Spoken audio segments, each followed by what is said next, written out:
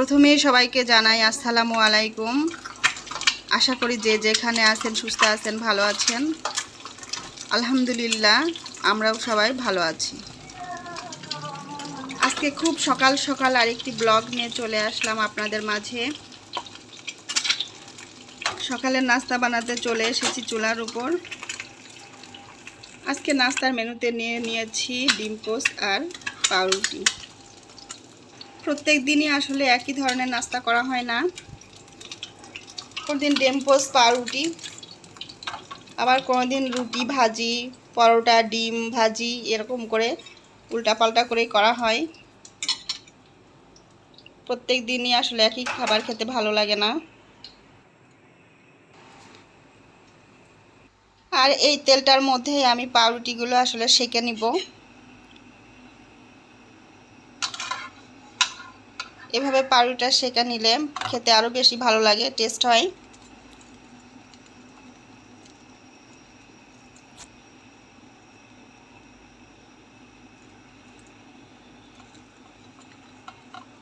এখানে আমি আসলে অলিভ অয়েল দিয়ে দিই একটু করে। আমার বাসায় আসলে টোস্টার আছে, তারপরেও আমি এভাবে সেঁকে নিই, কারণ এভাবে খেতে আসলে বেশি মজা লাগে। টোস্টারে দিলে অতটা ভালো লাগে না খেতে, যার কারণে আমি আসলে এভাবেই একটু সেঁকে নিই। তো বাচ্চাদের দিলে একটু ঘি অথবা বাটার মেখে দিই, আর আমি আর আমার হাজব্যান্ড যখন খাই তখন একটু অলিভ অয়েল দিয়ে নিই। আপনারাও একটু এভাবে খেয়ে দেখেন, সেঁকে খেয়ে দেখবেন, খুবই মজা হয়।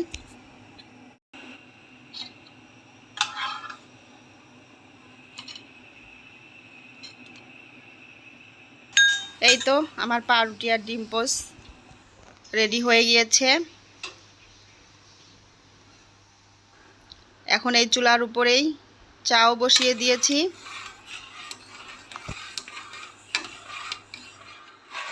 সকালে নাস্তার পরে এক কাপ চা না হলে যেন মনে হয় নাস্তাটা অসম্পূর্ণ রয়ে গিয়েছে, তাই না?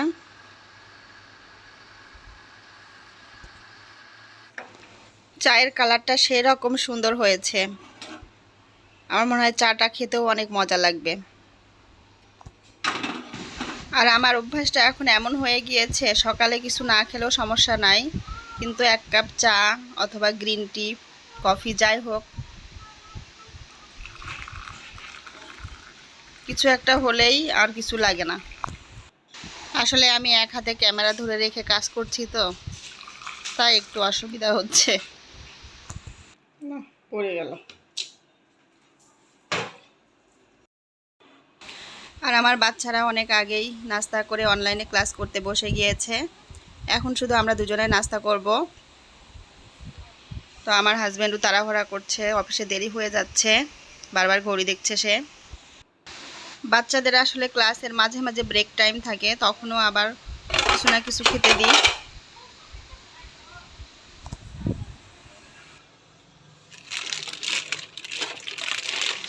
আর এই তো এখানে দেখতে পাচ্ছেন চিকেন। এটা আসলে আমি কালকে রাত্রে এভাবে বের করে রেখেছিলাম আজকে রান্না করব বলে। তো এখন দেখতে পাচ্ছেন একদম নর্মাল হয়ে গিয়েছে, জাস্ট এখন কেটেই রান্না করতে পারবো। তো এই জন্য আমি এভাবেই করি, সবসময় রাত্রে বের করে রেখে দিই, যাতে সকালবেলা উঠেই তাড়াহুড়া করে রান্না করতে পারি। তো এই তো এখন একটু শুধু পানি দিয়ে ভিজিয়ে দিলাম, জাস্ট অন্য বাকি সব কাজ সেরে এসেই রান্না বসিয়ে দিতে পারবো।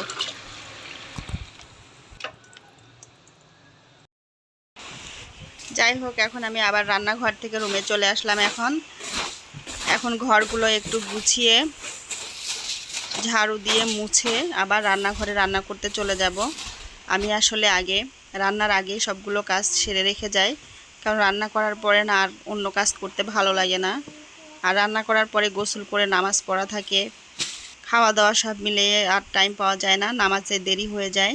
তাই আমি এভাবেই করি, আগে সব কাজ সেরে তারপরে রান্না করতে যাই।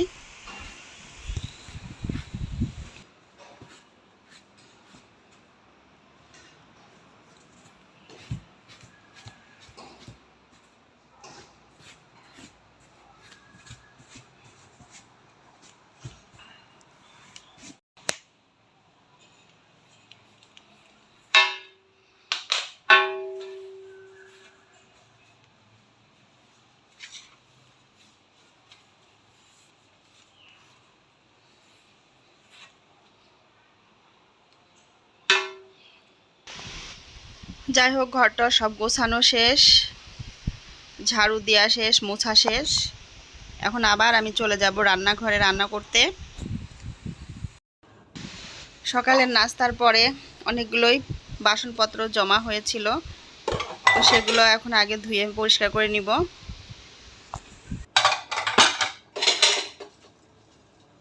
রান্নাঘরে এসে প্রথমে আমি দুপুরে যা যা রান্না করব সেগুলো কাটাকাটি করে গুছিয়ে নিয়েছি, সেগুলো আর ভিডিও করা হয়নি।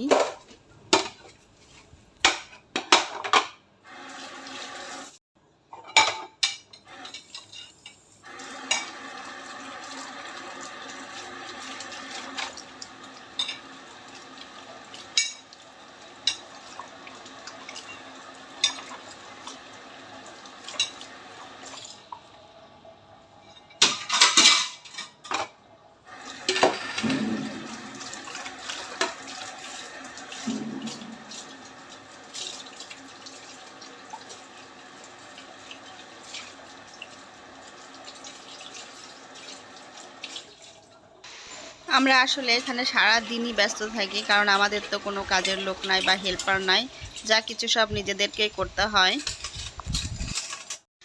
যাই হোক, এখন আবার চলে আসলাম চুলার পাড়ে, দুপুরে রান্না বসিয়ে দিব। আজকে দুপুরের জন্য রান্না করব মুরগির মাংস, আলু দিয়ে ঝোল করব, আর সিবাস মাছ আজ তো এখানে ম্যারিনেট করে রেখেছি, ভাজি করব, জাস্ট ফ্রাই করে নিব, আর খিচুড়ি রান্না করব।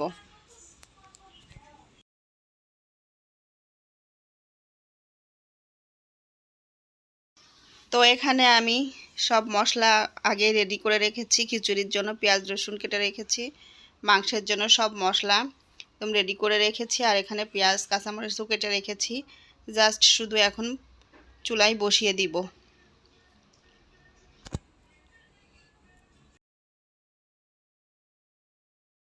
তো এখন প্রথমে মুরগির মাংসটা আগে বসিয়ে দিব, আর খিচুড়িটা আজকে আমি রাইস কুকারে বসাবো। তো প্রথমে এখানে আমি কড়াইয়ের মধ্যে পরিমাণ মতো তেল দিয়ে দিলাম। তারপর তেলটা একটু গরম হয়ে আসলে গরম মশলাগুলো আগে দিয়ে দিলাম। তেলের মধ্যে গরম মশলাগুলো আগে দিলে মাংস রান্না করার পরে খুব সুন্দর একটা ঘ্রাণ বের হয়, অর্থাৎ ফ্লেভারটা খুব সুন্দর আসে। তো তারপরে দিয়ে দিলাম এখানে কাঁচা মরিচ আর কিছুটা পেঁয়াজ কুচি।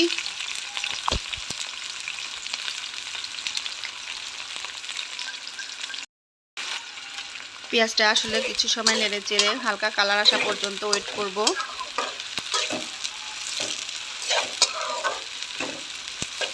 আমি খুব একটা বেশি ভাজি না পেঁয়াজটা। তো দিয়ে দিলাম কয়েকটা তেজপাতা। তেজপাতাটাও আসলে আপনারা ইচ্ছা করলে তেলের মধ্যে দিতে পারেন, তবে তেজপাতা থেকে পানি থাকলে তেল ছিটতে পারে, ওই জন্য আমি পরে দিলাম। আর এই তো এই পর্যায়ে পেঁয়াজটা একটু নরম হয়ে এসেছে, এখন আমি মশলাগুলো দিয়ে দিব। তো এখানে আমি যে গুঁড়া মশলাগুলো ইউজ করেছি সেগুলো একটু বলে দিচ্ছি। মরিচ গুঁড়া, হলুদ গুঁড়া, ধনিয়া গুঁড়া, জিরা গুঁড়া, আদা পেস্ট আর রসুন পেস্ট।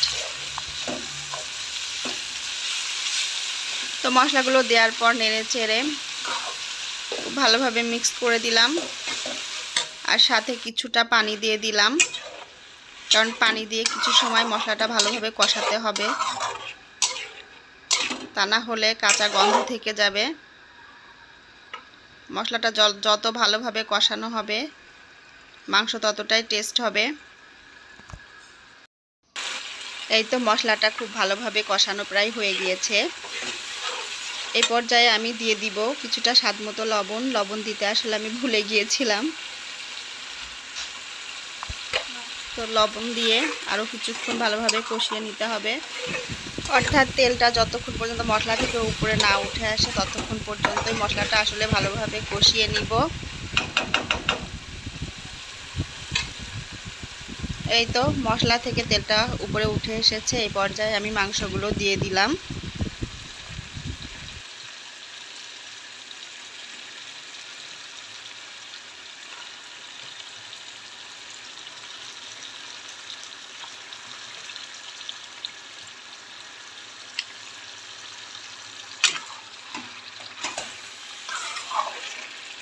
মাংসগুলো দেওয়ার পর এখন আমি মাংসগুলো মশলার সাথে ভালো করে নেড়ে চেড়ে মিশিয়ে দিব।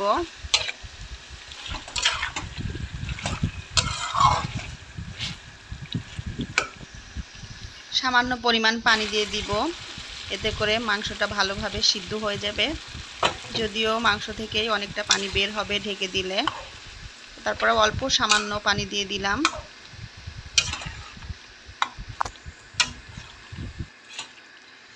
যদিও এখানকার চিকেন রান্না করতে আসলে বেশি সময় লাগে না, খুব অল্প সময়ে রান্না হয়ে যায়।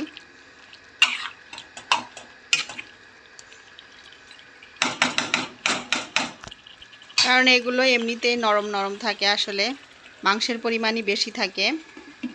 যাই হোক, এ পর্যায়ে এখন আমি ঢেকে দিব কিছুক্ষণের জন্য। ওদিকে মাংসটা হতে থাক, এদিকে আমি খিচুড়িটা বসিয়ে দিব এখন।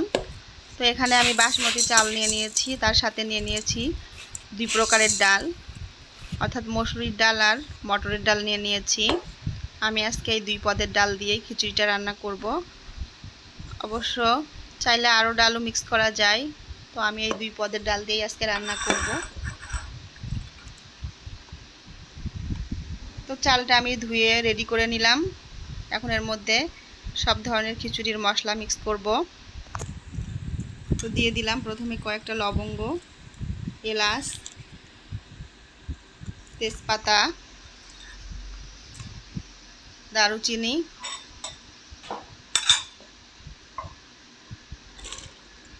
আর এখানে আছে পেঁয়াজ, কাঁচামরিচ আর রসুন কুচি।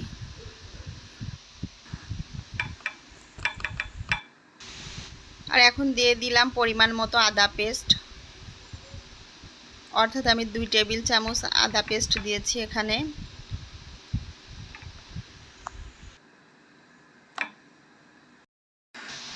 দেখি এদিকে আমার মাংসের কি অবস্থা।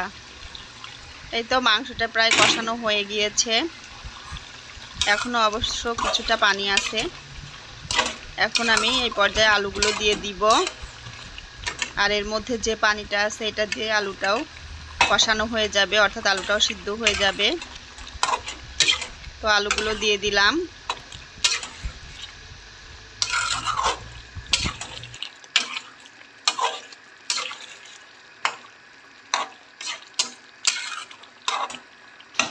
তো এখন আলুগুলো দিয়ে আরও কিছুক্ষণ কষিয়ে নিব, ঢেকে দিলাম, এতে করে আলুগুলো সিদ্ধ হয়ে যাবে ভালো মতো। আবার আমি চলে আসলাম খিচুড়ি প্রসেসিং করতে।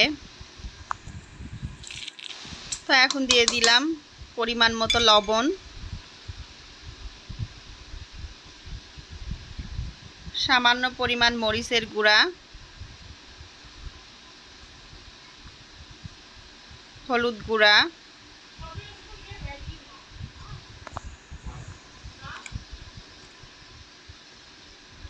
সামান্য পরিমাণ জিরার গুঁড়া, সামান্য পরিমাণ ধনিয়া গুঁড়া।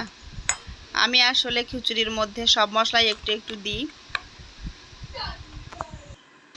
আর আমি আমার গুঁড়া মশলাগুলো আসলে এইভাবে বক্সে রেখে দিই, একটার মধ্যে সব থাকে, এতে করে আমার ইউজ করতে সুবিধা হয়।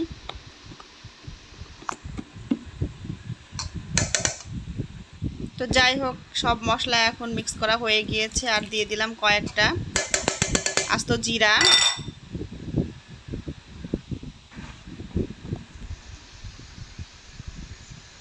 আর দিয়ে দিলাম কিছুটা পরিমাণ অলিভ অয়েল।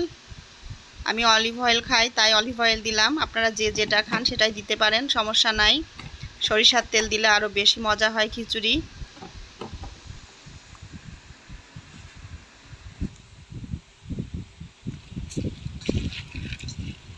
এখন খুব ভালোভাবে মাখাতে হবে, আসলে ভালোভাবে মাখায়ে সব কিছু মিক্স করতে হবে।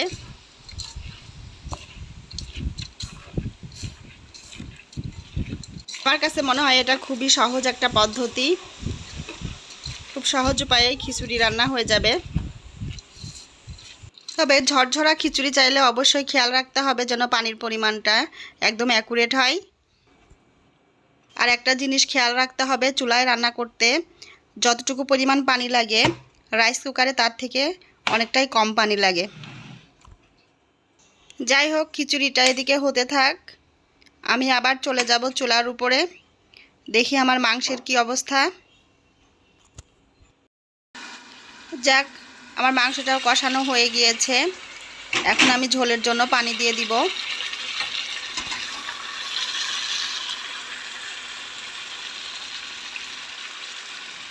যদিও খিচুড়ির সাথে আসলে ভুনা ভুনা মাংসটাই বেশি ভালো লাগে, কিন্তু আমি ভুনা ভুনা খাবারটা একটু কম পছন্দ করি, যার কারণে আসলে আমি সবসময় মাংসের মধ্যে একটু আলু দিয়ে ঝোল ঝোল করি।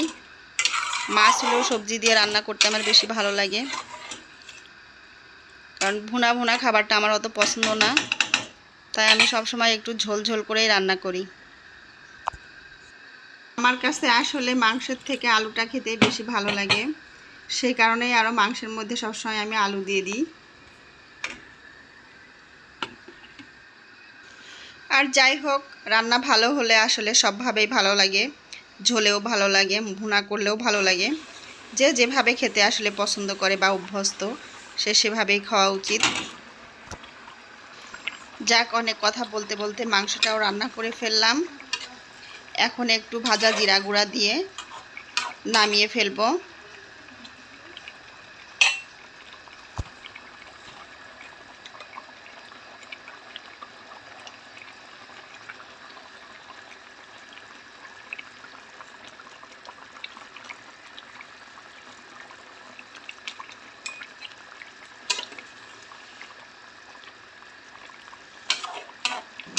এই তো আমার মুরগির মাংস রান্না করা শেষ। মুরগির মাংস থেকে খুব সুন্দর একটা ঘ্রাণ বের হচ্ছে, মনে হচ্ছে বাংলাদেশের মুরগির মাংস রান্না করেছি, দেশি মুরগির মাংসের মতো গন্ধ আসছে। দেখুন লুকটা সেই রকম।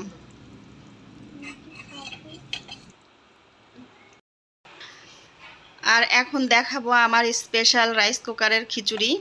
এই তো দেখুন, দেখতেই কত সুন্দর লাগছে,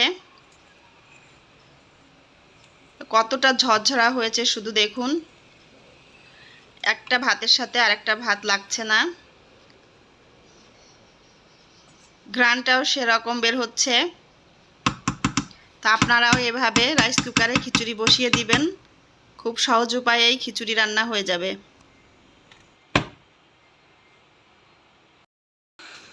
আর এই তো এখন মাছটাও ভেজে নিব। এটা আসলে কোরাল মাছ, এটা আমি 1 ঘন্টা আগে ম্যারিনেট করে রেখে দিয়েছিলাম।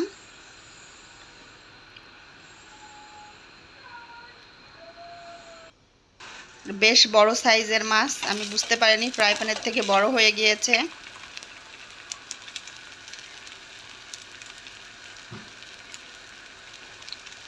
একটু সময় নিয়ে ভাজতে হবে আর কি। এখন মশলাগুলো এর মধ্যে একটু একটু করে দিয়ে দিব। এখানে আমি যে মশলা ইউজ করেছি, অর্থাৎ যে যে মশলা দিয়ে মাছটা ম্যারিনেট করেছি, ধনিয়া গুঁড়া, জিরা গুঁড়া, হলুদ গুঁড়া, মরিচের গুঁড়া, আদা রসুন পেস্ট, কর্নফ্লাওয়ার, সয়া সস, এই তো এগুলো দিয়েই আমি এটা ম্যারিনেট করে রেখে দিয়েছিলাম।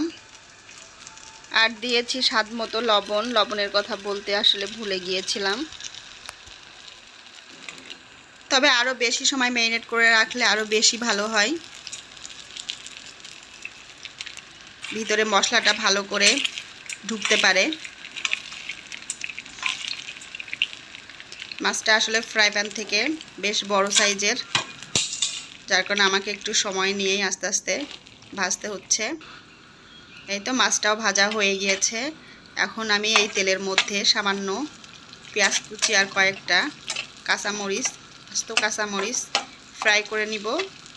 যদি কারোর খেতে ইচ্ছে করে তাহলে খাবে।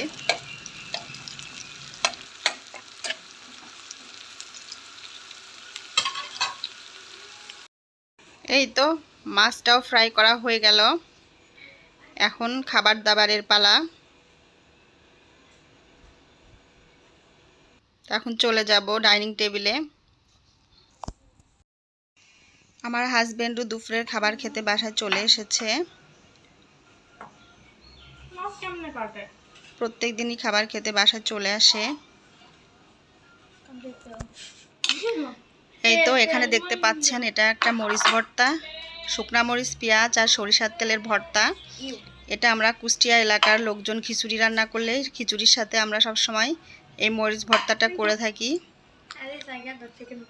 খিচুড়ির সাথে আমরা আসলে এই মরিচ ভর্তাটা খুবই পছন্দ করে খাই। আর এই তো এখানে খিচুড়ি দেখতে পাচ্ছেন, আর মুরগির মাংস আর মাছ ভাজি। এই তো আজকের আয়োজন এতটুকুই ছিল। আর যাই হোক, সব সময়ের মতো আজকেও ছোট্ট একটা রিকোয়েস্ট আপনাদের কাছে, আমার ভিডিওটা ভালো লাগলে একটা লাইক, ছোট্ট একটা কমেন্টস অ্যান্ড আমার চ্যানেলটি সাবস্ক্রাইব করে আমার সাথে থাকবেন সবাই। আর আপনারা সুস্থ থাকুন, ভালো থাকুন, নিরাপদে থাকুন, এই প্রত্যাশা নিয়ে আজকের মতো এখানেই বিদায় নিচ্ছি। আল্লাহ হাফেজ।